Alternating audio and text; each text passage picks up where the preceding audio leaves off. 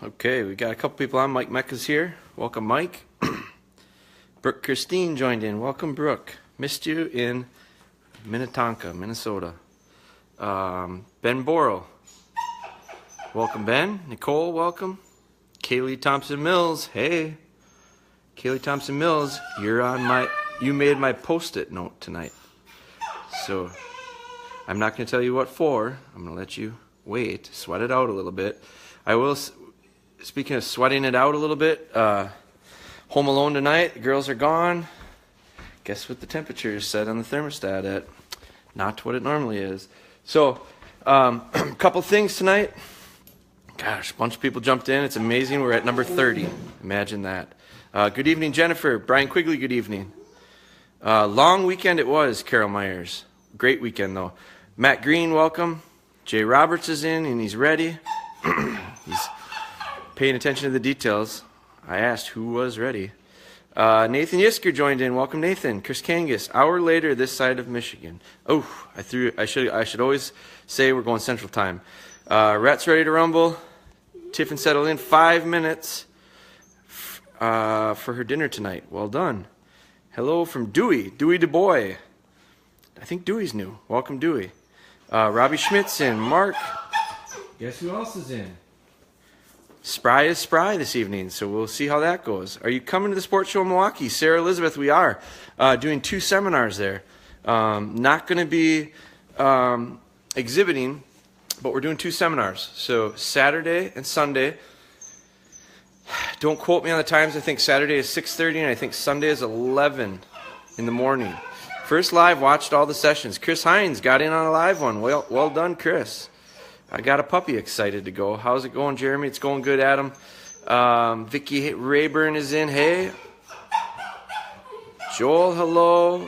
Kylie. So I'm going to ask you guys now because I'm sure my 30 are in. Memphis, Tennessee. Chris Hines, welcome. Someone is hungry, Jeff. I'm going to ask you guys right now. Marisha from North Idaho. Marisha, are you? I think we've seen your name before. You coming to the Outdoor Expo in New York? I'm not. Tony Rochelo is in. I'm going to ask you guys because we've got some really good numbers going to get started here really quickly, which is awesome. Thank you for that. I announced it tonight a little bit earlier that I was going to try to do it around 7:45, 5 minutes late, but I was fooling around with the damn Bluetooth. Jose, welcome from Texas. Brent Norberg joined in. Welcome, Brent. Another buddy of mine. Clint Deering, welcome. Kelly Primick. Kelly's in from Iowa. The Bluetooth, I can't get it to sync up, so I was going to try to get techie on you guys tonight and use it, but Iowa Classic this weekend. I will not be at the Iowa Deer Classic. We will be in northern Minnesota this weekend. Hibbing, Minnesota, home of Robert Zimmerman. Someone tell me who Robert Zimmerman is. I'll give you something. We're going to Hibbing, Minnesota on Friday night, and we're going to Virginia, Minnesota on Saturday night. So, for Whitetails Unlimited. So we won't be at the Iowa Deer Classic. I missed that show. We're going to get there again. Love that show. Great crowd. Always a good show. Slinger, Wisconsin. Matthew Joyce is in. So Jeremy Ebner is in. Jeremy, I think, is local. Green Bay, I think. Welcome, guys. So I'm going to ask you all a favor. Please share this. This is a great time to share it. Share it to your page. Share it to someone or tag someone who you think could use some of this training stuff. Now, the mouth from the south over here is going to have to wait her turn. We will not reward that behavior, right? You guys know that. I am going to try to test something. I'm going to do something without the wall tonight. We're not getting political, but I will tear the wall down. Come on. Come on. Before I do that, I wanted to show you guys something. We've talked a little bit about beds. We've talked a lot about beds and place training. One thing I want to show you is I'm actually going to take you guys outside. I'm going to put you on. This is just a little bonus. This isn't Spry related. This is just something I want to show you of why I like these so much. Okay, so hang with me outside here. I wanted to show you this. I should have showed it inside where it was easier to see. Now this is a large, so it doesn't fit as well as my mediums. I don't know if you can see that, but someone told me this weekend that they wanted to get a British Lab like ours because they wanted one that doesn't shed. I got news for you, they all shed. So I don't know if you can see that very well. That's a lot of black hair, right? So I hope you can see that good. It's really hairy. My dogs shed. They all shed. I don't think that breed changes that. So I'm going to show you how simple this is. Now, this was used this morning with this hair. I got home tonight. I don't like the look of it when it's hairy like that. So I'm going to show you what I do. Let me put this down. Now, this is just my broom that I sweep the floors. And I sweep a lot of dog hair with it. And you can really see, because it's the black dogs that really show on these beds. Our yellows don't show as much. We don't have any yellows right now. Newman went home. We miss him.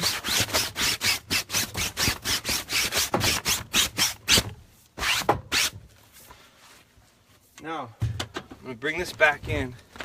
And I just want to show you, because I really think that when we start talking about dog beds, people ask questions a lot about them. I don't think you have to have, I think the elevated bed helps for training. We talk a lot about that. But if you can see that, it really cleans up pretty easy. So that comes to the material. So that material makes my life pretty easy. The other thing I like to do when they get dirty is I'll just put a little laundry detergent on it. I'll get water and I'll scrub it down. So we got really strong numbers right now. So I'm going to throw it out there again, guys. If you do me a favor, share it to someone who you think. It's probably why we got the numbers that we do, because we shared it to people that might be able to be helped by some of this training stuff. It's a great time with high numbers. Who got the Bob Dylan answer? Apparently it's Bob Dylan. I got to go back and find out who the Bob Dylan answer was, because they're getting something. Robert Zimmerman. I'm a big Bob Dylan fan. So we're going to Hibbing this weekend. One of the perks or bonuses is it's the home of old Robert Zimmerman. But we are going up there for Whitetails Unlimited. So I'm going to slip my boots on. And then I'm going to take out this noisy pup. Now I've got her food already. One of the things that I've done differently, I guess that's a word. I've done it different tonight than I've done in the past. Try to get my boots on. Is I put all the big dogs away. So she ate already. That's Ellie. That's Trigger. And Taylor's over there on her place. So I've got those big dogs put away. This little girl, this is another little bonus. Something new. I've been doing it consistently, and it's something that we want to start for her habit. Watch when this little puppy, if she wants to come out hot. Watch what I'm going to do. I'm not allowing her to just bull out of these things.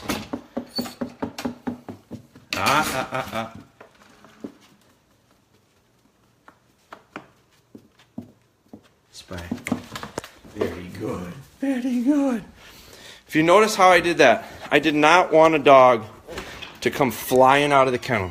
I've talked about it in the past. I don't know that I've showed it so much. You guys know the routine. As soon as this pup comes out, she's going outside. She's going to do her thing. Little white snow, you can probably see it tonight. She's going to find her spot. I'm going to let her do her business. This is her thing. When she comes out of the crate or the kennel, when she comes off of a nap, when she's sleeping on her bed, place training, whenever she gets up, whenever we do something new, I'm not going to set myself up to have an accident. So, good girl. Now, it's going to transition right into a little recall. Come on, come on, come on, come on. Come on. Very good. And we race in. Good girl. Come here. Come on. Come here. Come on, come on, come on. Hey, hey, hey, hey, hey. Come here. Something that has her attention there. Come on. It's probably where the chickens were all day. Come on. Hey, Spry, come here. Come on, very good. And I'm going to praise you for that, okay? And I'm going to reset it, and I'm going to go back out. I'm going to put her down. And remember, last night you guys saw a big temptation. We've got open water over here for the pond. She knows there's water there. I'm not going to take her quite that far. I'm going to let her go that way, and then I'm going to try to get her over. Come on, come on, come on. And she might have to go the way she's going. I think she might have to go to the bathroom again. It will make her lighter. Let's see, though. She's going to the pond. I'm not going to allow the pond. And you guys, really hard to see this because of the black dog in the night. Come on, let's go. Come on, let's go. Come on, come on.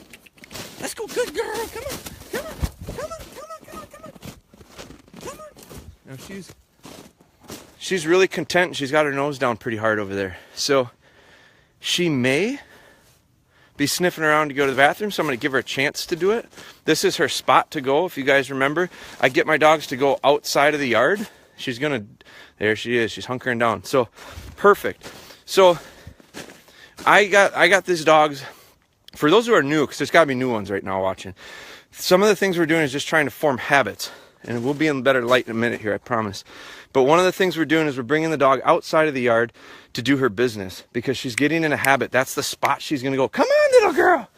She's not done yet.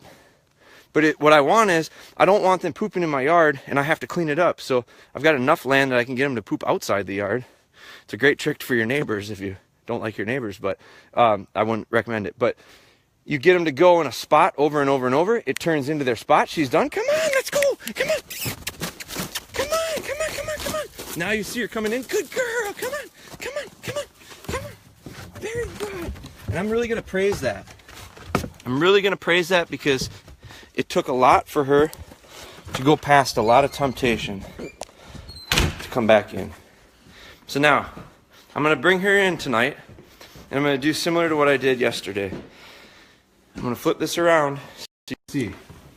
I'm going to put her on place coming in. Instead of getting right into it with her in training stuff, where we're going to start recall and sit, and I'm going to do that tonight. But to start out with, I'm going to put her on place. And I'm going to make her settle in. Because one of the things I'm going to do tonight that's going to be a little bit different, it's just another layer. It's the same habit in a new location is what all it is I'm going to, and I'm setting myself up for it right now, I'm going to kind of choke down the laundry room so it's nowhere near as tempting to go into that space. I'm not building the wall. So if you guys are new to this, I've built a wall here the past week because what it's done is it's contained this pup into my kitchen and into my laundry room. She had that room to go and wander. Tonight, she really wanted to wander into our living room. And as soon as she got into our living room, we lost a lot of control, and we had a pup that just kind of bubbled over, is what how I like to describe. She bubbled over with excitement. So, as soon as she settles in, I'm going to give her the chance that she can go through the living room tonight. I'm going to try to keep her focused with me. So, I will use food tonight. I try not to use food too often, and I work away from food, but I save the food for real special events. So tonight's kind of a special event. So Adam Huggett, 9-year-old son, shout out Brennan, Huntley, Illinois. Adam Huggett, I think Adam is new to this. Welcome, Adam. Got to be some new people because there's bigger numbers than we usually have. We're usually hung right at that 30 mark, and I think those 30 people are all going to have to get invited to the family reunion because they've really been with me a while. Zach Jones from Texas, Jay Roberts, answered Bob Dylan correct. Krista's in. Jay Roberts, Clint Van Adder, Curtis Carlson's in. What did he say? We just got done feeding and place training. Bummer you're not going to make the Whitetail Classic. I agree. April Marie is in. April, you were on my list this morning. I got a couple people on my list. Kaylee Thompson Mills is on my list tonight. Robin Ruby, you're on my list. I hope Robin Ruby's out there.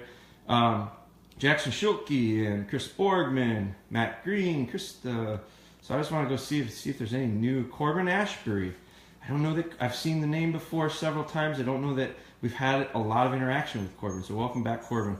Brian Britton. Brian Britton's a regular. So let's see. I am going to. Jeremy Miner's in. All right. Here's what I'm going to do. I'm going to go back because I will go through a lot of the questions. So if you're new to this, I answer a lot of questions after. There's a nice change. Do you see that? Good.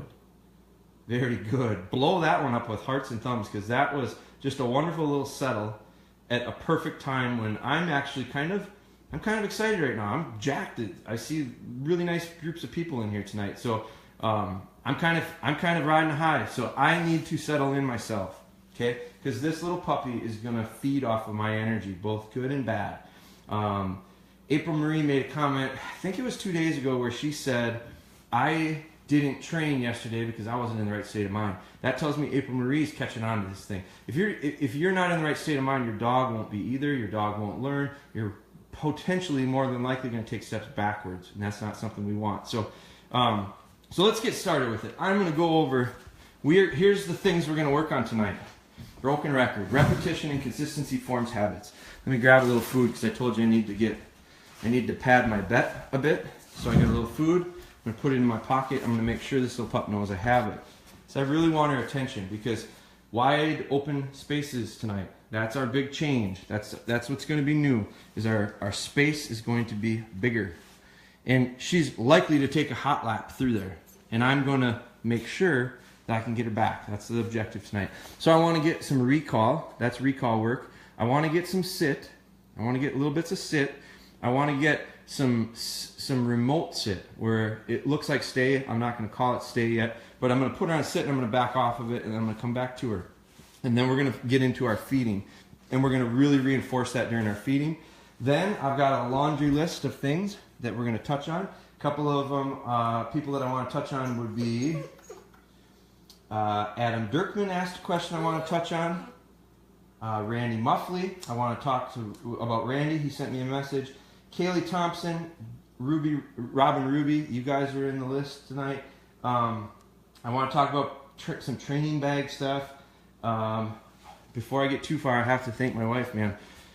This sounds crazy, but my wife is gone and she made meatloaf. And I hope she's watching because it was perhaps the finest meatloaf I've ever had in my life. So I definitely had to let her know that. So let's get started with our training. And if that doesn't get a lot of thumbs up, I don't know what does. I talk a lot about brownie points. Don't be fools, guys. Brownie points. They're worth their weight in gold. If you watched our seminar at Cabela's this past weekend, you'll know how good of a cook she is. She's an intricate part of that seminar. All right, let's go with some recall work and some sits. Now, I'm going to take this little puppy off the bed. I'll never call her off the bed, guys. Not at this point. That old dog over there, I can call off the bed. She gets it. She totally understands what this is about. This one right here, not a chance. I'm not calling her off the bed because I do not want to muddy the waters. I've got a puppy that's pretty steady on that place right now. We went through a little bit of a rocky time this weekend, put her paw down a couple times and we corrected it. Don't call her off and get her to start thinking that it's okay to come off of there. So I'm going to move this out of the way. I'm just going to set her down. And I'm not crossing my fingers. I think we're going to have some success. Okay, now remember, no wall. Where's my focus? Come here. Sit, sit, sit. Very good. You can see she's pretty playful. Now, when she gets so playful, she's quick to unwatch. She's quick to bubble over. There she goes, hot lap number one. Come on, come on, come on, come on, come on, come on. There's the big temptation, is the other dog. Come on. Now, I put the other two away on purpose. Come here. Very good. Very good. Sit. Sit. Good. Now, I have to slow. See, you really lost that. Now, here's what I'm going to do, because this gets tough. This is where it gets tough, guys. Because this is a big change. I'm going to put it back this way and hope you can see a lot of it. Because this is the big change where there's all of a sudden a lot of new stuff going on. And I need to pay attention. I can't be one-handing it with a camera or we're never going to get anywhere. So I'm going to do my best to get this little puppy. Now, here's how I envision getting control. It's going to be my tone. I'm going to get good tone going. So she goes over. She's raising hell over there with Taylor. Hard to see it. You can see it there. Come on, come on, come on.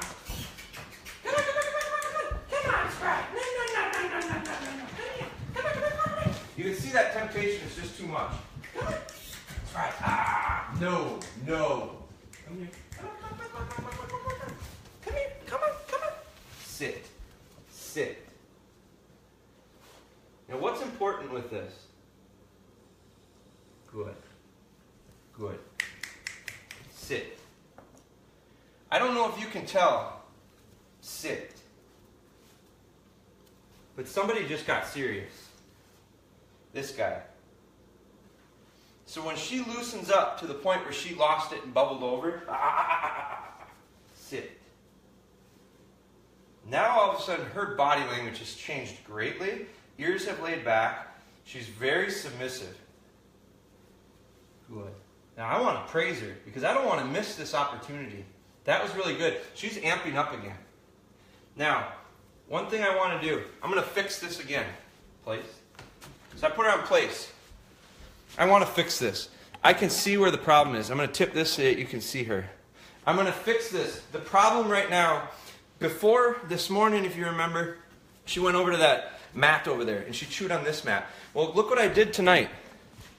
I picked the floor mat up, okay? It's sitting over here. That was a big distraction this morning. So I am not going to allow for those little distractions. So this is where I got to be smart as a trainer, and I got to go, you know what? Don't set yourself up to fail. So let's put her on this bed. I'm going to bring Taylor, because Taylor right now is the distraction. Blow up with the thumbs. I love it when you guys do that. Taylor, come on. Taylor. I'm going to bring Taylor over here. Come on. Come on. Taylor. Taylor. Place. I'm putting Taylor on place in the other room. Okay? So I just moved her over, and her place is going to be that bed. Go lay down. Go lay down. Go lay down. So she's going to take this bed right here. Lay down. So I just transferred place from a bed for Taylor to that floor mat. That's where I talk about it being able to transition. Now, look who's here now. No other dogs out there, okay? I don't have a single dog out in the rest of the house. I'm going to put this. I still got my kibble. I'm glad I don't have the phone because I wouldn't be able to focus. I'm going to put her back down, and she's likely to take a hot lap. But watch how much quicker I'm able to reel her in. Again, never call them off a place. Not when they're puppies. Don't confuse them. So I pick her up off a place, and I set her down. Record number right now, guys. So I'm going to throw it out there again. Share away on these, because this is the part that I think so many people can benefit from if you've got little puppies. If you know someone with a little puppy, share away. But this is what I'm going to do, is I'm going to set her down now and allow for her to have free reign of this house. It's the first time she's ever been given this privilege. And it's only because I feel like I can get her back. If I can't get her back, I'll build the wall again. And we'll just go right back into the kitchen and the laundry room. But let me set her down. And I got a nice little sit out of her right off the bat. That's habitual. She's got the habit of sit when I set her down. It comes back to that feeding time. She's a little snippy right now. When I mean it literally. She just snipped at me. Not that time. That time was a submissive lick of her lips. I'm going to change my tone. Come on. Look how boom, she's gone. Come on, come on, come on, come on. Now there's no other dog. Come here, come here. Sit. Come here, come here, come here.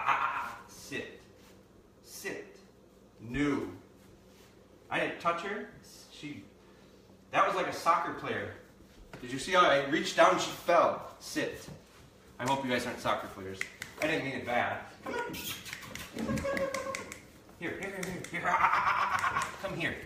Now she's running around again. I got to get her back. I got to get her off these distractions. Here. Sit. So now I'm going to have to reel. I'm off the screen. No. Come here. Come here. Come on. Come on. Come here. Sit. Sit. Good. Very good. Very good. I'm going to praise. I always praise with my left hand. If you'll notice, she's much less chance of nipping at me. Come on. So now she's down another hot lap. There she goes. Now can I get her off of this? Can I get her back? Come here, come here, come here. No. Come on. She's just going. Lost focus. I'm going to have to amp my tone up. Come on. Come here. Come on. Get out of there. Come on. Here. Sit. Sit. She's out of frame again. Hold on. Hold on. I still captured her in the sit. Sit. Come here. No. Come here. Yeah. Come here. Sit. And she got a piece of kibble that time. Because I'm losing her right now. I'm about to get the heck out of this lesson. Because I'm going to end it on a win. And if you're new to seeing this, you're going to go, wow, that wasn't really that great. Watch a week ago. This was phenomenal. Because this little puppy wouldn't have been able to focus through this a week ago. Now, have I learned some? No. Come here. Sit. 2 times in a row I gave her kibble. I won't give her kibble the rest of the night. It'll be praise. Sit. Sit. Very nice. Good. Let's get out of it. Now, here's a big test. She's in frame for you guys. I'm going to move out of frame. Now remember, for those that are new, the Great Wall is not meant to be political. The Great Wall is what I have built as a line of defense against the ninja. She's been wanting to go and tear through my house. So I've had to quarantine her to the kitchen and the laundry room. Before that, it was the hallway. Before that, it was the laundry room. And before that, it was that 8 square foot pen. So I have incrementally taken steps over the last 3 weeks to get control on a puppy with a lot more distractions. This weekend, we had control at a Cabela's store with a bunch of strangers watching us. That was phenomenal. Very good. Now, we're going to go right back to our old routine. I'm going to swing this around. So if you guys are new, watch some of these old ones. Holy man, our numbers are through the roof. We're going to break the internet. So let me put this down. And I'm going to show you how we finish our lesson out from a training standpoint. Now I've got the bowl. Now I really mean something to her. Sit. Now I really got focused. Great wall or no wall, when I got the food, she's with me. Now, I want a couple things for you guys to pay attention to. The eyes. Watch these eyes. Because we've talked about eyes all the time. When you got the eyes, you got them. So I am watching for her eyes. And it's very important. This last weekend we talked about feel, connection, and trust more than we talked about mechanics at Cabela's. That stuff was valuable, I think, to people. I hope. So let me bring her back over here. Come on. Very good. Very good. And look at how close she is and hooked into me she is. If she wants to sit, if she wants to run right now, like she took a hot lap 3 times earlier, if she wants to, guess what? She can. She's got the freedom to do it. But right now, she is showing me a couple things. One of them is our habits have been formed by repetition and consistency. Dog training. That's all it is. The other thing is she's showing me is a little bit of focus to work through some distractions because this has been extended now. I love that. The other thing she's showing me is that despite all the outside influences, she's with me. That's what I'm looking for. I'm looking for this little dog to go, you. I'd rather pay attention to you right now than run around the house. Guess what? Earlier, before, she bubbled over and lost it 3-4 times, but I had to get her back. I had to get her back. I had to get her back. And I did. Now, we've taken it to this total new level where now we're remote sitting. Guys, we didn't do this 3 days ago, 4 days ago. 3 days ago is when we started remote sit. When I say a remote sit, I mean I put her on sit and I back off. Now, one thing we've done differently is I don't normally do this 3 or 4 times. So I've added on to this. I've added on to this. Let me line her up. I got to get out of this with a win. I start jabbering too long, she's going to go, the hell with you. I'm out of here. And all of a sudden I lost it. And none of it is going to be worth a damn thing. Here, no, I just did it. See, I know what's coming and I'm so dumb I don't move on it. Sit. Spry. And I send her on her bowl of food. Now I'm going to let her eat. So, did I get out of it? I got out of it. I should have got out of it about 30 seconds earlier, and it would have been perfect. Now, that brings me to a video that April has been sending us on hold conditioning. And one of the comments I made to her was, don't wait so long to get out of it, because she had to correct her dog maybe 2 or 3 times, and she's real early in the stage. You want to get real good solid wins and then get out. Good solid win, then get out. Good solid win, and then get out. You can start adding time to it later once the habit's formed. But I went too long there, so I shouldn't have done that. I'm going to reset her because this is something I can get multiple lessons out of this. And remember, for all those people that are new right now, I'm feeding my dog. You got to feed your dog every day anyway. You might as well make it into a lesson. With this little puppy at 11 weeks old, she's shown me a ton of progress in a 4-week period, 3.5 weeks. Spry. Now that time was a lot quicker. You'll notice I didn't wait nearly as long. Because this is another thing I've seen on some videos. Jeff Trudell, I think, was one that I talked with. Kaylee, I think maybe we talked on it. Trying to think who, was it Robin? I think Robin maybe we talked on it too. A couple people that have been sending messages and sending videos. I love it, first off. Tells me it's working, and some other people are having success with it. I'm going to be sharing those, guys. So if I can share them, you might have to put them on our page and then I share them. But I'm going to try to do it if you message them to me privately, and I know a lot of people have, and I thank you for it. So, but what I'm going to do is I am going to share those. But one of the things I've noticed is I watched a video, and I can't remember who it was.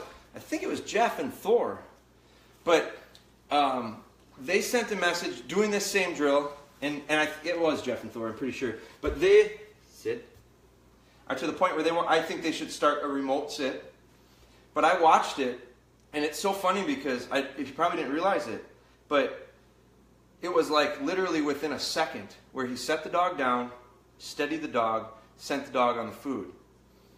Did it again and did it again. And they were all like identical. And I think that is, what I told him was vary your speed, vary your times. So I said, send it real quick. Put Thor down and send him after 5-10 seconds. Then wait 30 seconds. Then go at 15 and then go at 45. So that Thor has to stay honest. I don't want these dogs assuming that after a certain amount of time they go. And they will, because we don't even realize it, but we do the exact same thing over and over and over and over. And the dog just memorizes the routine. I don't want this to be memorization. I want this to be habit forming. So let me line her up. I'm probably guilty of it myself. So I'm going to change it. Because just out of my habit, I could go back and watch it, but I probably was within 5 to 10 seconds there of sending her. So this one's going to go a little bit longer. And then I'm going to keep her honest. I'm going to send her on a real quick one next. So you got to walk the walk a little bit. I'll talk the talk. I have to walk the walk. So let's take this little pup. We'll send her on this line. But I'm gonna keep her honest. I'm gonna move over and I'm not gonna send her. And she passed with flying colors. But her eyes were right on me, and I just love it. Spry. Very good. One more time, then I'm gonna jump on it and I'm gonna start doing some questions. So if you guys got questions, fire away. I got notes, so buckle up. It's gonna be intense. Okay. One more quick one. Just to show I'm not going to be the broken record routine-wise. The last one, here's my little curveball for her. I spin it around. So keep it fresh, guys. Don't burn these guys out. Don't wear them out. See on the stove my error that I made this morning? That little towel? Let's see if she avoids the towel to get the food. Because this morning I had to move it, and 2 days ago, or a day ago I had to move it. Or 3 days ago, whenever we were home last. They all kind of run together lately. Spry. A lot quicker. And I had to remind myself because I damn near kept that dog back. Because just out of routine, I nearly kept the pup back. So that goes to show, like, that's just what happens. Let me so I can start looking at some of these questions. Wow, great numbers tonight, guys. First off, thank you. I gotta get a drink, man. So, great numbers tonight. We'll see what the questions look like. I might, if there's a ton, I might not get through them all. I'm going to get through as many as I can. I do have my little list of stuff that I wanted to touch on. That was prepping in case maybe we didn't have a lot of questions. It's not like we ever don't, but so I'm going to speed right through to where I left off. It was around Jennifer Bushman was joining in, and she was saying that Daisy's chilling on her cot. Now, we are looking forward to having the Schmitz up for a workshop over in Buffalo County. I think, I got to go through it. So I've got the Green Bay workshop, the Blasty one is full. I've got, I'm going to be sending an email out to you guys that are in on that. I know several of you are in on these that are coming to that. The Buffalo County one, I think I have a spot or two left. I'm going to go through it. I haven't paid attention to it. But the workshop, I think I got a spot or two left over there. D tackle for Toledo, Zimmerman. D tackle for Toledo, Bob Dylan. So whoever, I gotta find whoever. I'll go back and find whoever said the first Bob Dylan answer correctly. And gosh, was that Mike Mecca? Mike Mecca. If that was you that rang Bob Dylan, you would really get something special. So Jeff Trudell. They all knew Robert Zimmerman. Just finished a late night blood tracking job with Ellie the Bloodhound. Excellent, Zach Jones. We are going to, so is that a hunting? Are you still hunting down there, Zach? That's my question. We are going to start doing some, now when she finishes up eating, guys, where's she going? Right to her place, right? And let's see this. Here's the temptation. The house is wide open to her right now. No great wall has been built. So let's get Pup over here. Come here, come on. Come on, get up there. Get up. Place. Good girl. And tonight she loads herself on. Good job, little girl. That does deserve a few hearts. So we are going to start talking about some tracking stuff, game recovery. I had several people asking lately. And so we're going to show some of the stuff with this dog. I'm also going to show some of the tracking with Ellie, because I'd like to get Ellie on some tracks, our Ellie. So we're going to show you some of our game recovery, how we do it, why we do it the way we do it. This little puppy is going to start out on liver drags. I also showed, if you want to see it, I have to do it in a better situation than we have right here. Look at this change coming quick too. What a quick settle down tonight. Nice work, little girl. She's not there yet, but she's close. Now I'm watching, because when she does it, she's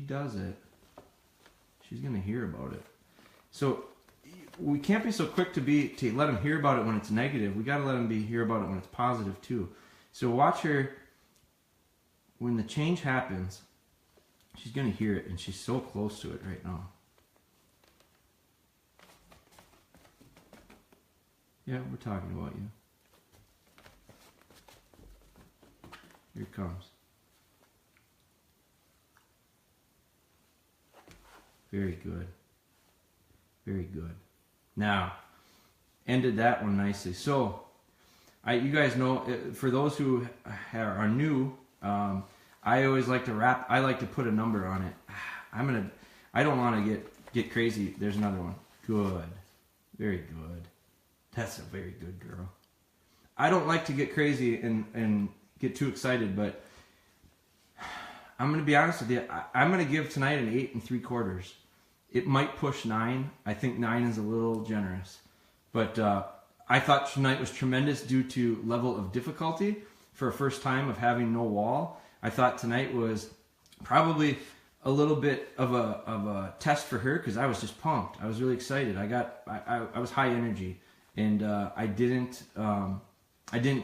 probably was a little more high energy than I usually am. So she worked through that. She worked through a lot of stuff. So she did a nice job. Whitetail Classic in Iowa. I won't be there this weekend, guys. I'm going up to see my friends in Minnesota, northern Minnesota. Whitetails Unlimited. Even my standard poodles, a breed that is supposed to not shed sheds. So there you go. That was in regards to the very beginning. I showed these beds and how we get the hair off of them. So if you want to see that in the beginning, I think that's part of the material. I really like these beds. I think there's some improvements, and we're working on them. So let's see. Jackson Schulke had joined in. Matt Green. We blew a 77 away, Matt Green. I share it both my personal and the wall. Share it to my dog's page as well. Appreciate your support, April. April's been doing just a kick butt job. I gotta keep it. I know there's little kids out there too. So Mike Mecca was first. Mike, you will be rewarded greatly. Justin Thomas, are these your personal dogs or clients? These all are personal dogs right now, with the exception of Trigger, who's with us. We've got clients' dogs lined up for soon, hopefully. We are working on getting some pups in right now. So Angie is waiting on Drifter's bed to come in. That brings me to a nice segue to some of the product stuff. First off, you guys, thank you so much for your support and your orders. Training bags right now are back ordered, but I'm going to have them in this week. So if you are waiting on a training bag, it's going to ship this week. The beds will be in this week. I know we've got a couple beds in the last couple days that are waiting to get out. We will have those in, and they will ship. The little ninja against the snow was the little ninja tonight, and she did a nice job. Let's see. Corbin Ashbury joined in. Can't seem to keep my male Jake on place. Ben, I'm going to put that on you, okay? This is a challenge that I laid last week. Now, Ben, I think, weren't you in on that challenge this weekend too? 0 tolerance is what I put on it, which means, Ben, I want you to do what I'm doing. Ben, how old's your dog, Jake? We're gonna focus on Ben here, because Ben's been a trooper. Ben's sent some questions. Ben's been following along. So here's my challenge to you, Ben. I'm gonna wait and get to some of the answers that I'm gonna pose questions to you on. Hope you're still on. But I'm gonna give you the 0 tolerance challenge. We did it this weekend with a couple people, and I got success stories out of it. So the 0 tolerance is going to be, Ben, I want you to get in your kitchen or a place where there's no other distractions, no people, no dogs, no kids, no nothing. You and the dog. Then I'm going to have you put him on the bed just like this little puppy is, and I'm going to have you sit there and watch. Or you can have the TV on. You can watch the TV as long as you do not lose track of the dog and focus on the TV. Because eventually, if the dog is in such a habit of getting off, he's going to get off in front of you. And when it happens, Ben, I want you to be there to correct it before it happens. Okay? So the dog has to start thinking you've got eyes in the back of your head and you can catch him doing stuff before he even does it.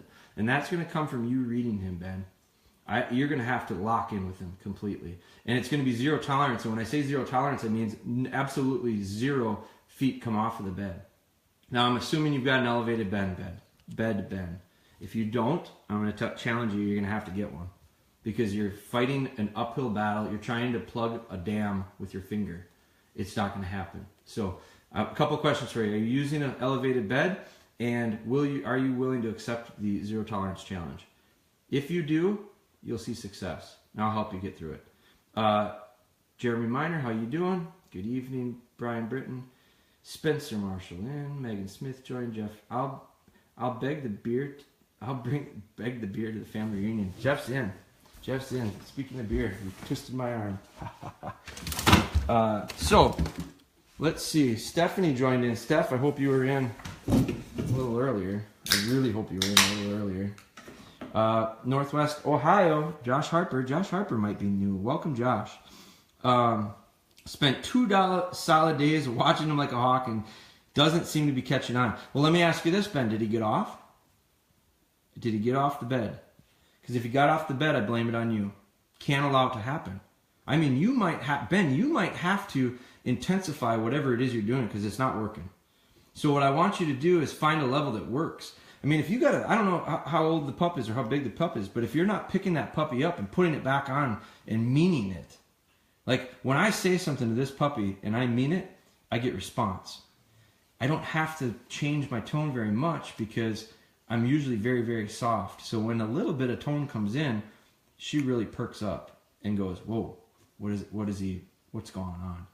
I want to know where you are, Ben. If you're hot over that dog all the time and huffing and loud and very dominant and owly and growly, and if you're like that all the time, it's going to be very difficult for your dog to respond to you because you can only get so much like that. So I'm going to challenge you to go as light as possible to get the job done, but you got to find the level that gets it done. So keep answering these questions because we're going to get you there. 2 solid days. If you watched it like a hawk, I want to know how many times did he get off. Because if you watched it like a hawk for 2 days, I would say there should be 2 days of success with no getting off. But if he's getting off, then you're not doing your job.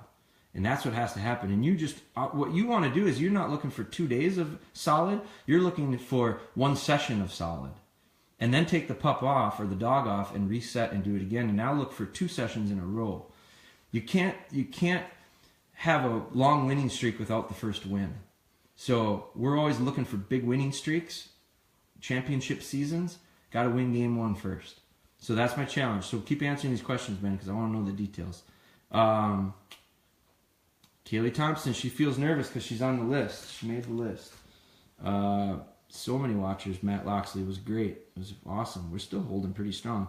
Northwest Alabama is in. Eric Whitaker. Brian Quigley. I'm going to keep going through these questions, and then I'm going to get to the couple points that I have, and then we're going to wrap it. Place training has made the morning routine so easy. Friends are amazed that such a young pup has settled in. Jay Roberts. It's one of the most valuable tools I have. Persistence and patience, Ben. We're all in your corner, Ben. We are going to get Ben through this. It will be one of my missions is to have Ben send me a video and goes, by God, he got it. Or he's getting it. I don't need you to say he's got it. I want you to say he got it 1 time. Because then I'm going to ask you to get him to do it 2 times. And then we're going to build off it. Because none of this stuff happened overnight for any of these guys. Including myself. It's a marathon. No doubt about it. This is not a sprint. Good job, Steph. Steph is the meatloaf queen. I don't know what that means. Mom, meatloaf? What? Pluteman joined. Brian Pluteman, my buddy from Minnesota. Saw him this weekend. You ketchup on the meatloaf kind of guy? I'm a however my wife makes it kind of guy. Where do you get your bumpers? I think that's what you call them. Bumpers. Canvas bumpers? We're going to have them available, actually, Kaylee. It's funny you asked. I use these fire hose ones. We're going to have them available on our website soon. I've been using them. They're Wild Rose. They're made by Real Duck is the company. I've been buying them from Wild Rose because I've been buying a lot of stuff from Wild Rose over the years. We get so many of them. We have so many of them that we go through at our workshops. It's hard for me to get them from them.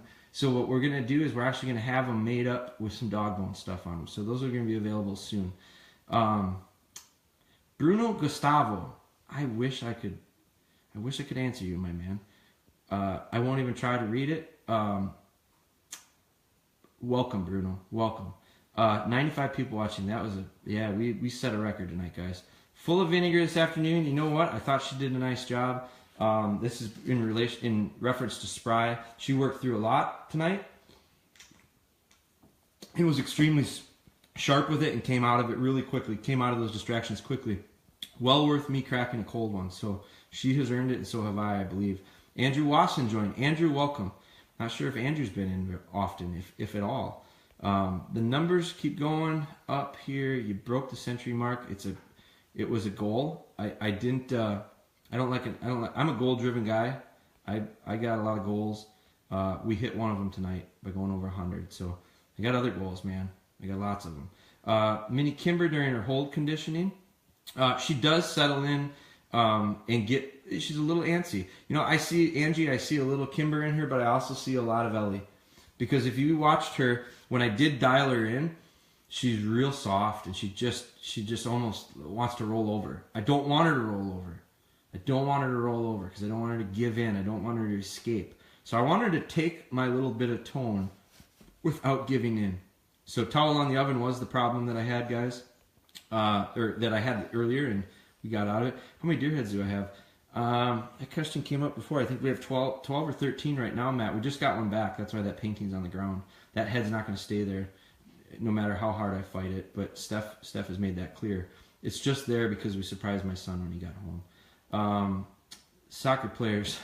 I didn't mean that. It wasn't a huge jab at soccer players, but you guys know what I mean. Sometimes you see them, they try to get a call or whatever, so they fall. Or LeBron James. Yep, there you go.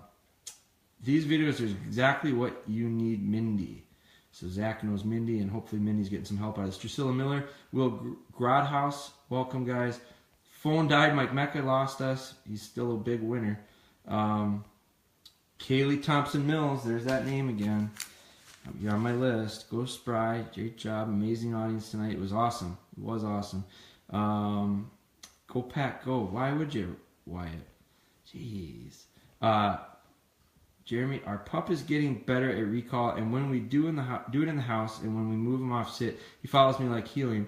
And when I stop, he does, and sits. As he follows me, I can start introducing the word heal. You can, Mike. I don't think I would. You can. I don't know that it'll hurt. I don't want to have work heal in until we have 100% what we want. And if you're off lead right now, I can only imagine that it's good for split seconds. So I don't really want to have that word associated into it yet. I want to get heal going before I start bringing in a command. I want the action first, and then I'll tie in the word to it. But I love your description because what it's telling me is you're tying into that pup, Mike. That pup's hooking in with you. And that's really important. So I can only imagine, Mike, that when that happens, you probably have his eyes, you probably have his focus. That's what you're looking for. Garrett Armstrong joined in. Welcome, Garrett. Iowa. Big bucks. Garrett Armstrong. Schmidt, can we get it over 136? Boy, I hope so. Started remote sit with Thor tonight, and he did really well. Was able to walk about 3 or 4 steps away. He was jittery on the first time, but then sat nicely. So, Jeff, if you lose a little bit of that focus after the 3rd or 4th step, I'm going to say back up and get 1 step. Just get 1 step really good. And like 1 step, because what I don't, when you introduce something new like a remote sit, you want it to be really crystal clear. This is where the bed is good for place training. It's real black and white. So you want the behavior to be really, really cleared and understood. So get 1 step out of them, then come back. Then get 2 steps out of them, and then come back. And remember, rule of 5s, 5 days in a row in 5 different locations before we think this thing is good enough to move on. So I have slowed my process down. If you guys haven't noticed, I got pretty gung-ho the first 2 weeks, and I thought, keep going, keep going, keep going. Then I said, you know what? Part of my reasoning for that was to keep you guys entertained. I thought, boy, I'm going to lose them. I'm going to lose them if they see me do the same damn thing every night. Now I realize the faster I went and tried to speed this process up, which is what I preach not to do, the more the train came off the tracks. So I said, you know what? Do what you say. Don't just say stuff. So I think that's how that goes. But anyway, I added things in the last 4 or 5 days that have been earth-shattering things to this little puppy. New. A lesson at Cabela's in front of 50 people in a seminar was really, really different than here. So we did not try to do anything flashy. We actually went backwards with some of the stuff we were doing. We just did it in a completely new spot. Now we're doing the same thing here in our house. We're going to add little bitty steps. Marathon, not a sprint. So I have to realize that. Tonight I got Zeke to sit, and I read that one.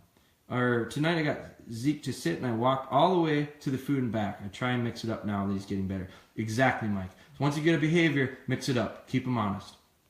A chewy towel, so tempting. That was it. I accidentally said hutch when I meant to send Millie for dinner tonight. She passed. She passed the test. Excellent, Wyatt. See, I had to catch on to that. Wyatt, I still didn't hear back from you on my science experiment this weekend at Cabela's. I did a little experiment. Wanted to see what it is. Wyatt's a teacher, guys, so I'm always looking for opinions from people that are really smart like him. Did you start lessons before 8 weeks? Eric, I started with this puppy, I started formally some of this stuff at about 7.5 weeks. I started training her the day I brought her home, which means I started forming habits. Housebreaking was numero uno. So I don't want to get bilingual on you guys, but I can't answer that one fellow's question, but numero uno, number one, that was my priority when I got home, was to start housebreaking. So housebreaking was first. I started this feeding routine when she was about 3 or 4 days after she got in the house. I think starting the very first day is difficult. I start training, I start forming habits, but I have a very difficult time with little puppies. I want them to get settled into the house. I think those first couple days are almost traumatic. So I try to make everything comfortable and make her feel like she can trust me. So I didn't start any of this stuff for a couple days. And when I started it, it didn't look like this. You'd go back to the beginning, and all it was trying to hold her in my arms and not have her fuss. And then we worked from there. My 9-year-old does remote sit every day when he feeds him. He likes this a lot. Thanks, you're welcome. I think this is great stuff to get the kids in. So I'm assuming Adam means he's got his 9-year-old child in on this. I think that is huge because it establishes dominance in your pack, Adam. So the leaders always eat first, guys. That's why these big dogs ate first. That's why I ate Steph's wonderful meatloaf first.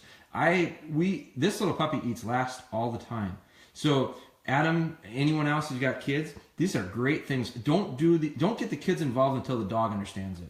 Don't train both people at the same time. Train the dog first, then train the kid to train the dog. So, but get them involved in these types of activities because they're a lot of fun. People always give me a hard time that I don't just let kids play with dogs. I said it's way more fun for kids to handle dogs than to let dogs run all over kids. And that's what I see is when you let these things just go bonkers and haywire, dogs just take advantage of kids because they can and they will, and because they're looking for a leader. If they don't find it, they become it. So they're just trying to challenge in the pack. And when these little kids get involved and they don't know how to handle them, dogs step all over them. So train the dog first, then train the kids to handle them just like you, and watch how much more enjoyment you get out of the dog. I can't preach it enough. Wish I lived closer so I could come to the workshop. Kaylee, I wish you did too. Why does a puppy like feet so much? Why does a puppy like feet so much? Those teeth are razor sharp. Well, it's close to them. It's something that I always talk to people about. How do I get dogs to not chew on my hands when I'm holding them? Hold them where they can't get at your hands. When you got your feet on the ground, it's easier for them to get to your feet. So that is a test of dominance, Vanessa. If that little pup is nipping and chewing on your feet, you got to end it. And I end it with a quick grab to the scruff of the neck, pick pup up, and let her know, unacceptable. Not going to allow it. It's a dominance thing. You need to be a leader. So I'm challenging you, Vanessa. Now, it's such a fun name, Vanessa. But so you gotta really end that habit quickly because you don't want it to continue on. You don't want it's gonna really put stress in between you and that dog for the rest of your training. Allison Kostrava joined in. Welcome, Allison. Let's see. What kind of dog food do you use? We're feeding Nutro, grain-free is what we're feeding. What is the best way to work on heel with an older dog that has never heard the command? Should I be using a tie-out? I think, Chris, it's nice to get a dog to understand to give to pressure to the neck. So I would. I tie them out. They're going to fight it. They're going to fight it. They're going to fight it. They might catch on quicker because they may have been exposed to things like it in their past. But when I say give the pressure to the neck, it means when they feel pressure on their neck, they figure out how to turn it off. Turning off the pressure when it's a stake that tied them out is get closer to the stake. Don't pull on it and it won't put pressure on my neck. That's the nice part about dogs. They're pretty smart. They figure out how to turn off the pressure by just taking a step back towards it. So you're simulating what's going to happen in heel work. When you're heeling the dog and it gets out of zone or out of the area you want it, you're going to put a quick correction to the neck. And the dog is going to go, because it already understands how to turn that pressure off, is get closer to the stake. You're the stake. The problem is if you start this out, you being the stake, that dog will hate the stake for a while. I don't want the dog to hate me. This is a trust thing. So I don't want to be on the other end of it when it's going to be uncomfortable, when it's not going to be good. Let the dog fight it out and give in to the pressure. Because they might fight, and finally they give in. And when they give in, then I understand that they understand it's time that we can start working on heel. So a slip chain will work. I talked about this at Cabela's quite a bit. It's not a choke chain. You put it on the wrong way, you'll choke them. So it's a slip chain. I'm going to get to that, Chris, pretty quick. Hang in there with me. Nice cast. Not sure where that one came in. Jeremy, do you ever get down a little further south of you in Wisconsin with Handler's Workshop? I'm in Washington County. We don't often. Our struggle is getting these things scheduled. I try to do them up here at our place. It's a lot easier. I try to get one over on the west side of the state, Buffalo County. We've done some down in Kansas. I'd like to get back down there. We went to Wicked Outfitters. I'd like to get back down there. It's just a schedule thing. I have done them down at a place called Edenwood. It's down near Red Granite. I'd like to get back there. It's a schedule thing. Had a lot of people offer to host these. The Mecca's offered. I'd like to get to go to all of these places. The problem is the struggle to schedule. David Terry, tracking man. Ran Jackson on a 350-yard refresher track at Sunset today in Tennessee. He blew through the 90 turn, turned up, but worked back and finished nicely using DogBone hide blood. We will be heading out to the second line I laid in the morning. It's about a quarter mile with 2 turns. Awesome. So David has been using our game recovery system with his dog. Like I said, we're going to talk a little bit about that soon, because we're going to start doing some liver drags with this little puppy. That's how we introduce it. Then I go to hides. I like to introduce all sorts of scents. I don't use just blood. Now there's a million ways to do this. Some guys are big on using blood. Some guys are big on using hoof, interdigital gland from a hoof. I think there's a million ways to skin a cat. I'm not going to say there's one way to train a dog. I prefer to give as many simulated scents as I can. That's why we make our scent with a lot of stuff in it. There's tons of different scents incorporated into it. We call it blood trail. It might be a little deceiving because people assume it's blood. Blood is a very, very small percentage of what's in there. But we use. I'm big on hair. I think we shot some deer late season with snow on the ground, and it was an eye-opening thing for me to realize the amount of hair found in the woods and on the snow and on the deer trails. As you guys shed hunt, as the snow is melting, just pay attention to how much hair there is. Now remember, a wounded deer puts off a different scent than a non-wounded deer. That's part of our training. That's part of our tracking for our dog. When an animal is under stress, it exfoliates. So bring your dog to the vet and watch how quickly they all of a sudden have dander. What's a really uncomfortable spot for a dog to be? And that natural reaction of those dogs is to exfoliate. So that happens when you shoot a deer. That's a huge scent clue for our dogs. Where our dogs are not following a deer, they're following a specific deer. And it's got to have all these scent clues that are incorporated into it. So we'll get into the tracking stuff. Really excited because a lot of people have been jumping on some of the game recovery stuff recently, which is awesome because it's totally everyone thinks sheds right now, which we are too. But game recovery, man, I love it. Use the same dog to do both. It's just awesome. My pup is 18 weeks old and we're almost finished with his obedience class. Now I warn you, Sasha. Welcome, Sasha Sanderson, because I don't know that we've had a question from Sasha yet. congratulations on the completion of the obedience class. Let me tell you this, though.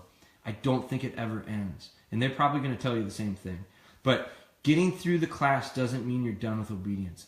Obedience is ongoing. It's something that I do with my 4-year-old, she's not 4, but 3.5-year-old Taylor, Ellie, Trigger, this little pup. Obedience is the foundation to everything we do, and I don't think we're ever done with it. So you're going to be off to a great start when you get out of that class. But then what I want you to do is realize there's always ways to improve it and sharpen it up and continue to extend that obedience. Because Sasha, that's the foundation. Whatever you're going to do with that dog, it's got to have that really solid foundation. What's the oldest you've started working with a pup?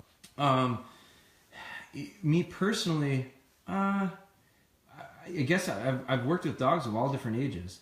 I don't know to necessarily say that they had zero training prior to me, or some of them had training, but it wasn't very good. But so Jennifer Hilliard Gayton, welcome. I don't know that we've had a question from Jennifer either. But the latest I've started with a pup, I don't believe there's ever a time too late. For instance, during our workshop, there's several people that will bring dogs to our workshop, and they have in the past. And they've ranged anywhere from people bringing very little puppies all the way up to 5-6-year-old dogs. And they've come in with completely different backgrounds. Some of them came in where people went, I've got a pretty advanced dog. And they found out real quickly that they weren't quite as advanced as they thought they were. I've had some people come in and go, I have very little. And I thought, you know what? Not real bad. Not too bad. The dog was pretty good. So I don't think that it. So my question, I'll fire it back to you, Jennifer. How old's your dog? Because obviously I'm reading into this and going, you might have in the back of your head, I'm not sure if this dog's too old to work with. How old's your dog, Jennifer? I hope you're still watching. I hope you're still on here. Because I don't think dogs can be too old to start. I think the problem with old dogs is, the nice part with old dogs is you get to the fun stuff quicker. Because the foundation is usually there, and you get to some of the fun stuff. Especially if you're looking at doing some hunting stuff, retrieving stuff, nose work stuff. That to me is the fun stuff. The foundation is probably there already, or at least started. So you usually get to that fun stuff quicker.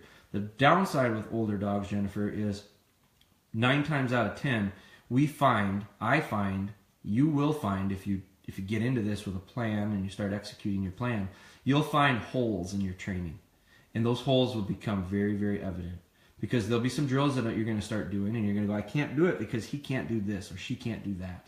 So those holes have to get filled in before you can move forward. So I always think, the nice part about the old dog is you get to the fun stuff quicker. Bad part about the old dog is they have some habits that have been formed probably for a while. They might not be the best. So I think you have to change those habits, which usually takes longer than forming the habits from the start.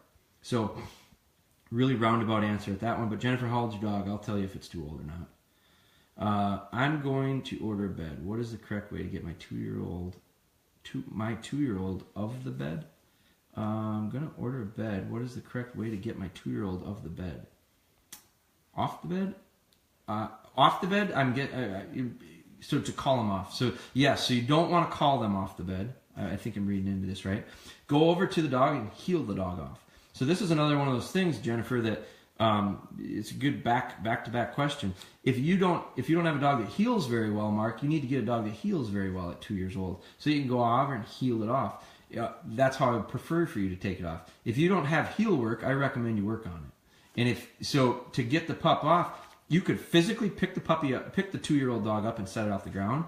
That would be very dramatic and drastic and probably help, especially early on, for the dog to understand, don't step off this thing. The other thing is you could come over to the dog and you could ask him to do something. I'd maybe ask him to sit, and then I'd say, okay, come on. And I'd lead him off, whether it be on a lead or off a lead, but I'd make a gesture and I'd call him off, and I'd make it very distinct that you want him off, very clear that you want him off. Don't stand on the other side of the room and call him to you. So, but I think healing them off would be the way to do it. You could pick them up, probably get a little more effect out of it, get a little more bang for your buck the first couple times by doing that. Got in a little late, but she'll rewatch, Stephanie. That's the beauty of Facebook. These are all saved. Got a call today from a guy, and we're going to really make an effort to migrate some of this stuff to YouTube. I realize the importance of YouTube, and I realize there's a lot of people that don't use social media that really use YouTube. So I'm going to do my best to get the stuff over to YouTube as well. You guys, it won't help that much because you're watching it here. I guess it might help you, but Thank you, Jason, for the good-looking pup watching from West Michigan. Glad I could catch this session. Reeby, welcome. I'm glad you're watching it. I know there's a lot of you guys that have been watching them. I just don't catch you guys live. So if you're new, if you've been watching these and I call you out as someone being new, I'm not saying you're new. I'm just saying we're catching you live new. So Christy Young, welcome. Sasha Sanderson, I am from Navarre, Ohio, and I have an 18-week-old named Rhett, and we're about finished with obedience school. I just bought your shed starter kit and wondered if you should start training him now or wait until puppy school is over. Sasha, I think training overlaps. I don't like this. This isn't your question, but a lot of people ask me the question about, I want to do both shed hunting and tracking. What should I do first? I don't think you separate skill sets. I think you separate drills, and the skill sets that are in those drills overlap. So, Sasha, I think my little retrieving kit that I'm going to give you is going to teach your dog shape, and it's going to teach your dog scent. It's going to teach your dog to understand that certain things are going to equal retrieves that look and smell like sheds. That is going to lend itself very well into your obedience. Now, 18-week-old dog is only, if I do my math right, 4.5 months old. I would be retrieving with a 4.5-month-old dog, but I wouldn't be real formal about it. And now let me back up. I'd be retrieving with a 4.5-month-old dog if he's not teething, because you're going to run into teething pretty quick. 4 to 6 months is usually when they teeth, and when I say teeth, I don't mean get baby teeth. I mean they lose baby teeth. So you're going to be teething. No retrieving during teething. So hopefully you've made some retrieves. If you haven't, that's okay. I'd start little retrieves. Get in the hallway, close the doors. So let me. The booklet is going to walk you through a lot of those steps. Sasha, have you seen the DVD? That'll be my next question.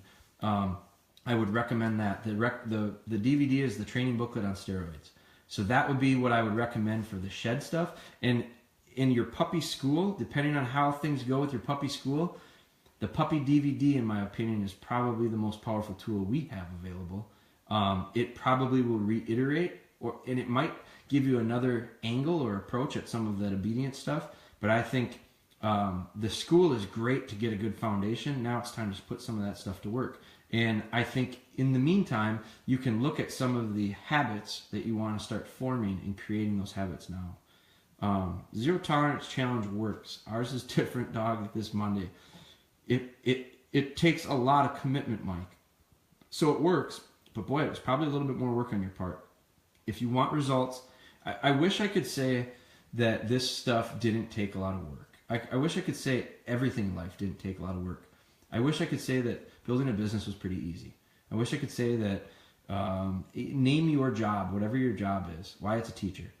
I wish I could say teaching was easy. I wish I could say dog training was easy. I wish I could say basketball was easy. I wish I could say anything. You name it. I wish I could say working out, being physically fit was easy. But the problem is, we all, like, you want to be physically fit, there's no way around it. You have to work. Like, it sucks. You have to do stuff. Well, if you do stuff, you get results. And that's where watching lives is a very first step for you guys. And I think it's great. And I'm not going to, I thank you for it. I think it shows a level of commitment. Now, will it train your dog? No. I'm going to have to challenge you to put it to work.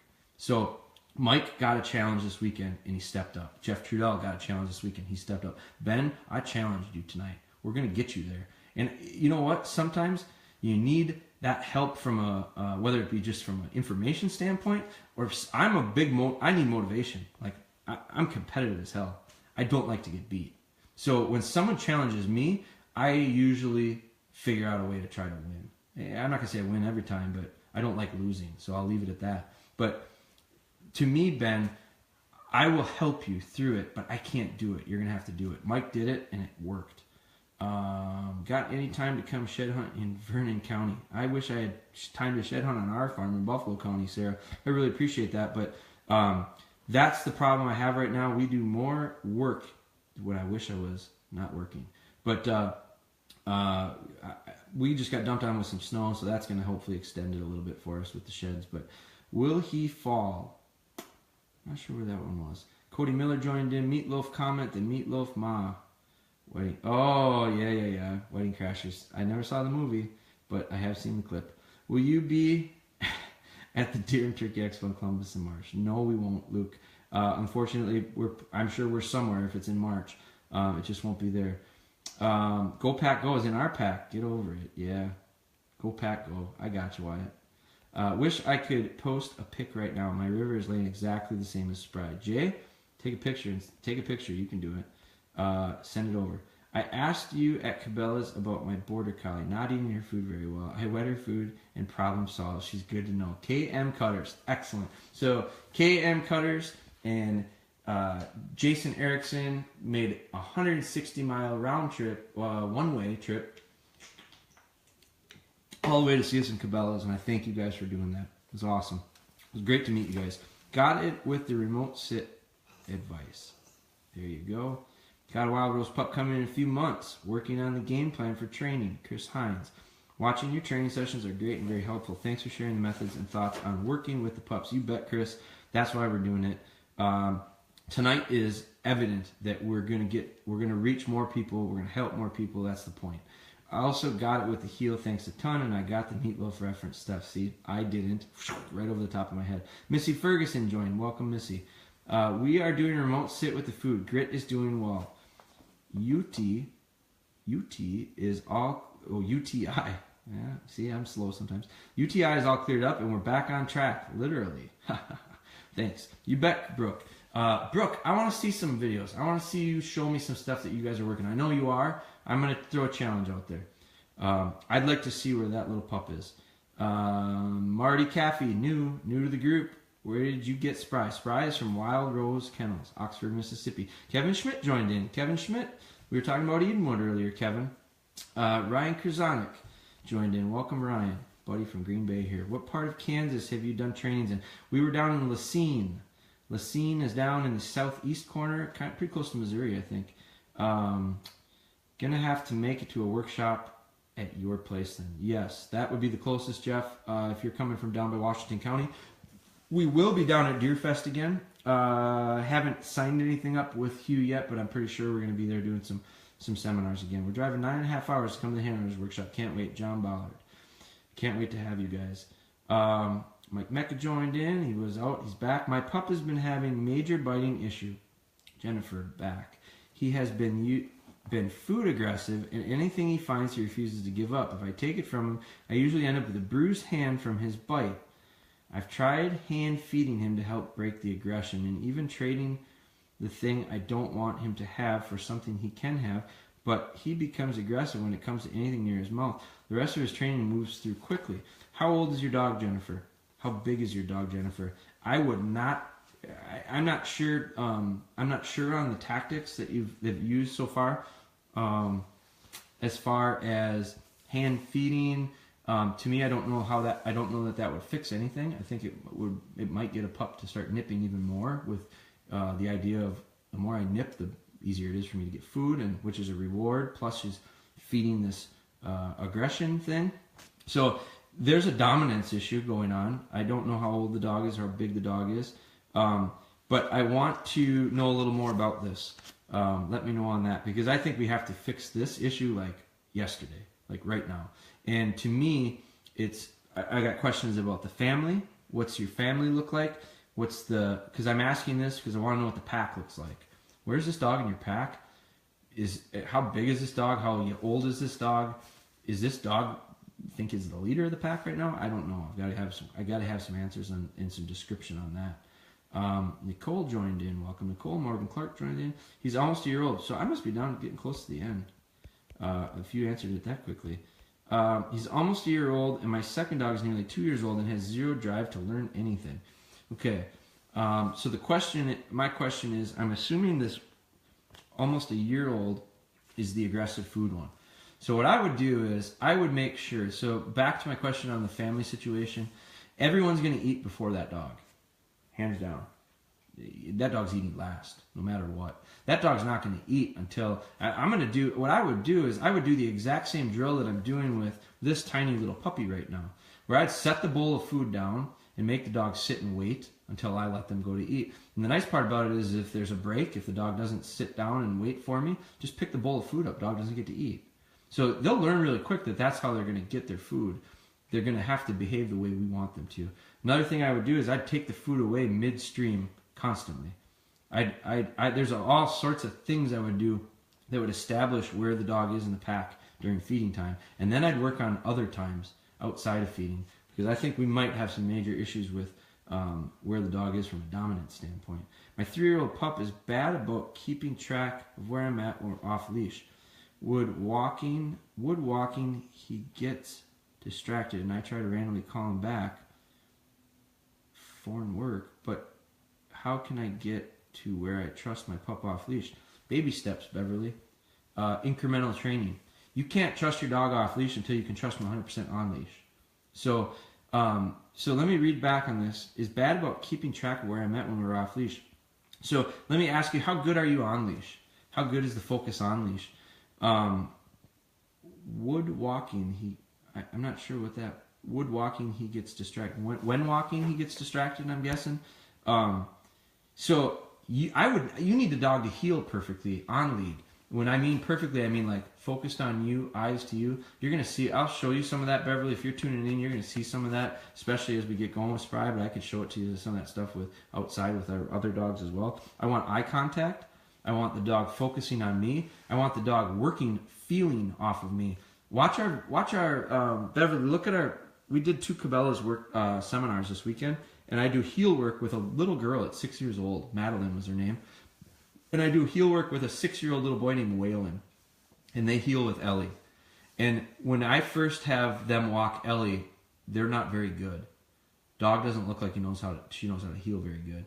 Waylon did a pretty nice job. Madeline got walked over a little bit. And then all of a sudden, I showed Madeline how to heel Ellie, the dog, and all of a sudden they looked really good. So we changed the handler and things came off the track, and then we changed the handler, taught the handler how to do it, and things looked pretty good. You need to get to where what it looked like with Ellie and those little kids, but that takes steps. So I wouldn't worry about off lead work until your on lead work's perfect, and then you're going to take steps to get them off lead. And there's ways of doing that with them not even knowing it. But you got to get real pretty with them on lead first. Brett Smith joined in. Brian Smith, can you train a 6-year-old dog? No doubt about it. My first shed dog was 8 years old. Now, it depends on what you're talking about training. But can you train dogs to do new stuff at 6 years old? Without question. My first shed dog was 8. Now, she was a gun dog and a bird dog, so she had a nice foundation. But we started picking up sheds with her not till she was 8 years old. Keely Zenk joined in. Speaking of Madeline, so Keely had Madeline with her this weekend at the seminar. So, but I would go back, Beverly, and check out that. It's in the middle, somewhere in the middle. You'll see I get a big dog off the bed and start working with her. What's the best way to introduce 2 dogs? We introduced 2 dogs. We have one shed dog who is protective of us and want to bring our cow dog in the house, but he's rambunctious and she does not like him in our space. We've tried natural territory, but she is still not okay with him being close to us. We try to keep her on her place and she breaks it once we make contact with him. I don't know how to help understand her. He is safe. So you want to introduce 2 dogs. It sounds like you want to have 2 dogs in the house. One dog seems to be out of control and the second dog comes in. So first off, my question would be, is the first dog really good inside? The one that's not the outside dog, not the cow dog, the other one. If they're not really good, you got to get them really good. So place training is not good enough if they break off place when another dog comes in. So you got to get that good. And that is a 0 tolerance thing. You got to get them really good. I would put the other dog on, so the inside dog, put it on a lead. It's way easier to control dogs on leads. So you have to have them to be able to be under control on leads. So if you don't have any control on lead, then you got to work on that first. This goes back to foundational issues. Anytime we have problems, it comes back to a foundational issue 99.99% of the time. So you got to have control of that dog on lead first, and then bring the other dog in on lead and start to get them used to the idea that get over it. There's going to be another one in here. And so if the other dog gets to the point of rambunctiousness where it runs around like Spry did, out of control throughout the house, then build a wall like I did. And I don't mean it literally, but fix the problem. So maybe you have a crate. I don't know if you crate train the dog. Put the dog in the crate and let the other dog in. Let the other dog just realize, you know what, there's not a damn thing I'm going to do about this. This other dog is going to come in the house. Bring the other dog in the house and don't let them go bonkers. Bring them in under control. So if you've got good control over both of them, it's very easy, makes it a lot easier to have a controlled situation with the two of them in the same spot. But without control of both of them independently, you will never have a control of them as a team altogether.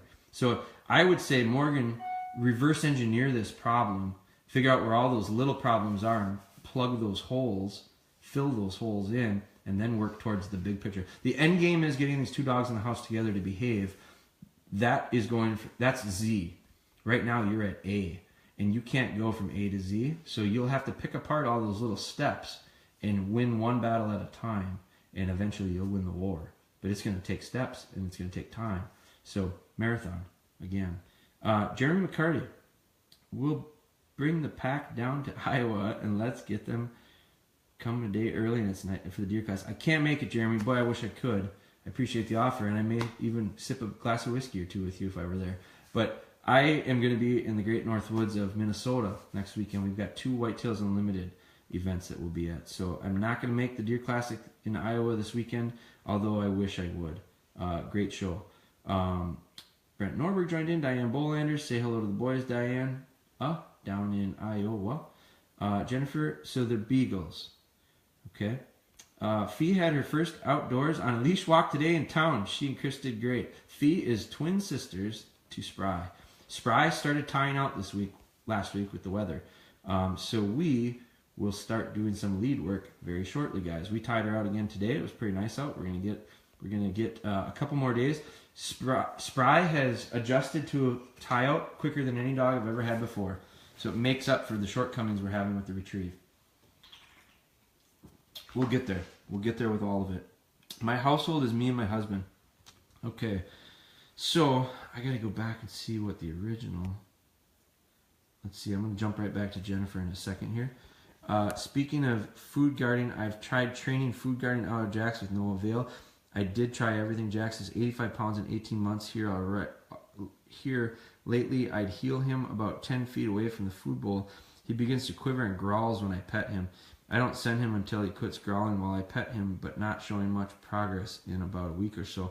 I'll continue to work with him. That was what I was going to say, David. 1 week is not enough. What I would do is, when the growling happens, I reset everything. This might take a while. To feed the dog might take a while, but you're not going to reward it until you get it right. No different than when I hold on to a puppy that squirms and whines. It took me 45 minutes at one point to feed this puppy, but we've gotten through it, and it was tough, and a lot of people maybe would have set her down and said, enough's enough. But so I wouldn't, David, you got to stick to your guns on this. And I did a segment for North American Whitetail where I show, I showed it with our 2 males, and I didn't have any issues with the aggression because we've seen it right from the very beginning where we fed them with each other. We fed other dogs with each other. I take turns with who gets to eat first in my kennel. It's not really my kennel, it's my house. Different dogs get to eat first at times just to keep everybody honest, just to keep everybody understanding that no one is that much better than anybody around here. So she's going to try it tomorrow morning for a video. Challenge accepted, says Brooke. Krista Yisker joined in. Thank you very much, Morgan Clark. We're wrapping up, guys. So, Jennifer, beagles, my household is me and my husband. So now I'm going to go back up and I'm going to find that question. He's almost 2 years old. My second dog is nearly 2 years old and has zero drive to learn anything. So the first one is the beagle. The 1-year-old is the beagle. I apologize, Jennifer. I got to go back up this question. Biting. Okay. My pup has been having a major biting issue. He's been food aggressive, and anything he finds, he refuses to give up. If I take it from him, I usually end up with bruised hands from his bite. I've tried hand feeding him to break the aggression, and even trading the thing I don't want him to have for something he can have, but he becomes aggressive when anything comes near his mouth. The rest of his training goes quickly. Boy. So I think I would work on so it sounds like the dog is aggressive to your hands all the time. Maybe if that is that what I'm getting. I'd like to see it because I'd like to see why. I'd like to see what happens to trigger this. I mean, most dogs, when I go down to pet them, they usually are pretty receptive of it, and they kind of like it, and the tails wag, and they're looking for praise, and they understand that praise comes from my hands. And I mean, my dogs, two things. I talked to the guy today that said he had sent a dog to a trainer, and the dog came back very shy, put a hand down and he'd duck. Well, guess what? Guess what was happening there? So there was a response from a dog that was wired into him that my hands are going to create some pain to that dog. Way wrong approach. We're not even going to get into that because my blood pressure goes up and it'd be like Steph turned the furnace up. So that's one thing. You can get dogs that are afraid of your hands because if you hit them, they correspond it with something negative. Do not do it. You want to burn every bridge of trust you got. Get dogs afraid of your hands. Now the other thing, so your dog is aggressive towards your hand. I get dogs that usually when I reach out my hands to them, they lick their lips. Licking their lips is a sign of submission. So there's little things that I would do with this dog to try to get submission. Here's one of them. I don't know that you'll be able to do this, Jennifer, yet. I think one of the things I would do is I'd put the dog on a lead at all times. I'd have complete control over him. So I'm going to show you a little test of submission for a pup. It's me putting my foot on top of him. Okay? And by her rolling over like that and telling me, I'm okay with you putting your feet on top of me, tells me she's submitting to me. She's okay with me dominating her. Now, if this little puppy squirmed out, if your little dog squirms out from underneath you, doesn't allow you to do that, they're distinctly telling you something. You're not going to dominate me. I'm the boss. I can't have that. So that tells me I got to take a step back. I got to figure out how to let this dog understand I am the boss. So one thing that I go to, it's my go-to, a 1-year-old beagle. I don't know how big that dog is, but physically, I am not afraid to pick dogs up by the scruff of the neck and let them know. Now this little dog will wag her tail and what are you doing? What are you doing? She will wag her tail. Now, you saw when I picked her up by that scruff of the neck, it really didn't hurt her. She didn't squeal, she didn't whine. I think some dogs do, and they do it because it gets them set down right away. But you saw she held her tail really still. She didn't wag it right away because she probably was wondering what the hell I was doing. She's probably thinking, what did I do wrong? But when I gave her a little high-pitched voice of, you are a good girl. You're just a very good girl. Yes, you are. You're good. I'm trying to get the little tail to wag. You're a good girl. Yes. You're a good girl. Wag your tail. She's really confused right now. Now, see that licking in the lips? Watch when I reach out to pet her. There's a little tail wag. Very good. Very good. See that little lick? Look at it. Rolled right over. Submission. I don't want dogs afraid of me, but I certainly don't want dogs to look at me as a challenger. I don't want them to look at me and go, I think I could take him. Now, Jennifer, I think your dog thinks he can take you. And maybe he's proven that he can.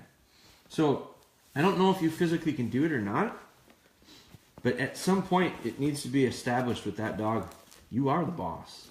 And so, there may take, I don't know if you can pick the dog up by the scruff of the neck. It's one of my favorite moves. I get it from their mom. When mom doesn't like what's going on with these little dogs, that's her move. She picks them up by the scruff of the neck and she gives them a little growl. And that little dog really realizes quick, yikes, don't do that again. So I use that with puppies. Let's see. Randy Muffley had that issue. Randy Muffley, I don't know if he's listening still, but he had that issue. He sent me a video. He wants to talk about some exercise stuff. I got him on my list here. But so I don't want to get off of your question, Jennifer, but you guys have to establish some leadership. And I think it can start during feeding. And I think I would say do the same thing that I just told Terry, was it? David Terry. I would do the same thing. I would dictate the feeding. because the leaders always eat first. So I'd eat first in front of that dog, and he'd watch me. And if he gets growly, and he gets owly, and he gets feeling like he's the boss, guess what? He's going to get pretty hungry, because he's not eating until he shows me that he's going to play second fiddle. And when it comes to feeding time, I'd go through the same routine that I'm doing with these dogs. I'd make the dog sit, put the dog on a lead. So if you, this goes back to basic stuff. And it sounds like he's moving through. It said the rest of his training moves through quickly. So you've got a dog, it sounds like you probably have a good foundation with sit. Can you do remote sits with the dog? Does the dog recall to you? Some of the foundation stuff that I'm working on with this little puppy. If you can do those things, then I think you can do these drills where you get remote sits and you put the bowl of food down. And if the dog decides to get a little where you don't want him, you pick the food up and you take away his reward. And you let him eat when you are ready to let him eat, not when he is ready to eat. And middle of the feeding, you might decide, you know what? You're done eating for right now. And you might, now this is something, if you don't feel comfortable putting, first off, it's going to take a change probably in your attitude as well. Like this is what's really hard by doing this. It's really hard. You would be a really good example. I'm going to do a call. We're going to do a call this week. Someone's going to call. We're going to talk about their dog, talk about the problems, or talk about whatever they want to talk about their dog. But I would learn a lot, Jennifer, probably by listening to you on the phone, because I would, as a trainer, I would be reading you. So I would read your tone. I'd read what you have to say. I could tell how confident or not confident you are. Now, if you're making a question on a live thing or whatever, immediately that tells me you have some level of confidence. Because there's a lot of people that are watching this that are going, I have a question, I just don't want to type it out there because my little picture is going to show up and everyone's going to see it. I guarantee you that's out there. Because I might be that person. I don't know that I would send a message to a stranger. I might watch a whole bunch of times before I get a comfort level to send a message to a stranger. But, so, talking with you on the phone, I would get more information. I talked with a guy that's having having major issues with place training with his dog. Major issues. And it came from a bunch of stuff. He was using a pillow. Well, that made it a lot harder. He was having issues with his daughter, his daughter was struggling with the dog. When I talked with him, the mechanical part was easy. I told him to do a couple things. The biggest thing that was going to make the most change in their situation was I told him he needs to make a decision with confidence. Because on the phone, I could tell immediately from his voice he wasn't sure of anything he was doing. And I said, your dog knows it better than you. So even if you're wrong, make it bold. And watch what it does. Because dogs look for leaders, and if they don't find them, they become them. So they're wired that way. It's genetics. That's how evolution happened for them. So I would learn something by having a conversation with you and hearing your voice. Because I think you as a trainer, you as a dog owner, you as a leader of your pack, you and your husband, A, you have to be on the same page. B, you have to realize and be able to establish that you're higher up than the beagle. So that's the best I can give you without taking the next step and digging into what makes you guys up. That's why I asked all those questions about what's your family look like, what's the pack look like, because those are real important. So maybe you would be a good call-in person. That would take some pressure. That would be some pressure. Only if he has something. Otherwise, he's really sweet, cuddling, wants to be loved unless he has socks or writing utensils. Unless he has socks or writing utensils, he's writing. Only if he has something. Okay, so it's a possessive thing. So you need to transfer the behavior of him being sweet when he's got stuff. And so nothing. She's up for it. We're going to do it. You're going to be our person. So I'll let you know, Jennifer. Jennifer will have to make sure that it fits your schedule. Guys, I will do the same thing I did tonight, where I'm going to try to get a time that we're actually going to do it so everyone can know. And Jennifer has graciously volunteered to be our first call-in. So I'm not gonna try to answer any more stuff on this, because I really want to have the impact of figuring out what's going on with Jennifer and the Beagles and her pack. So awesome, we're gonna do that this week. So Jennifer, I'll be in touch with you on that. A couple things, guys, before I get done. So this went long, but man, it was a good one. I got a lot of good things to say about tonight. the people, I am going to go through. I better double check and make sure this is reasonable. Hold on 1 second. I'm going to bring this up and refresh this.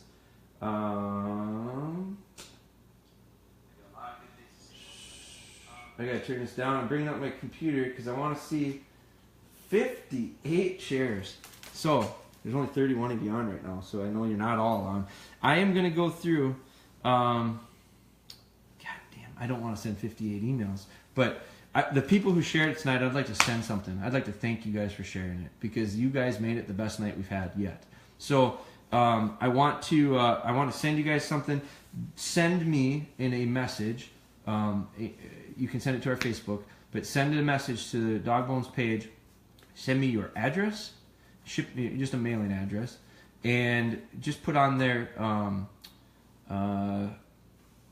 Just I don't know, what do we want to call it? Let's just say record night. Just make a note there, record night, and put your address. I'd like to send you something to thank you.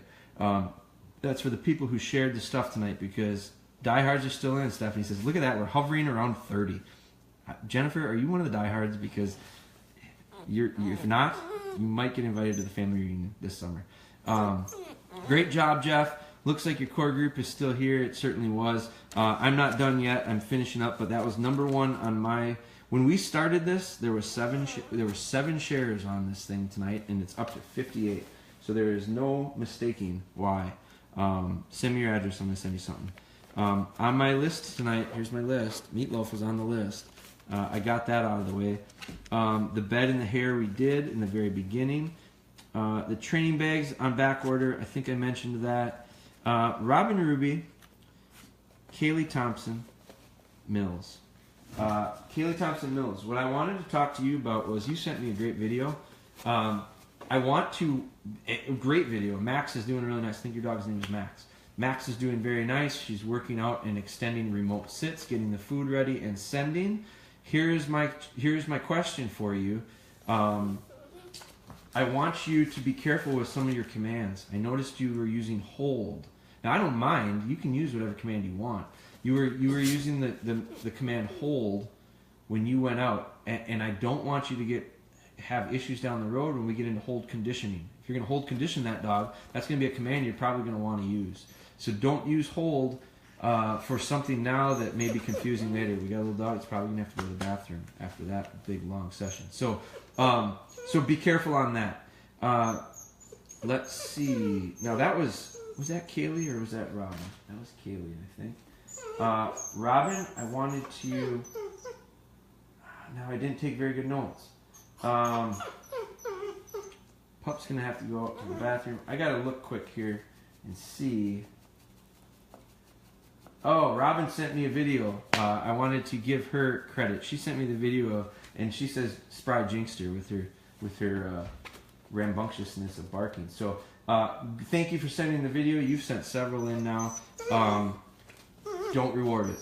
Don't reward that little sassiness that she was giving you in the video. Now some of these videos, guys, I want to share. If I can't share them, I may have to ask you to share them to our page so that I can share them. Let's see.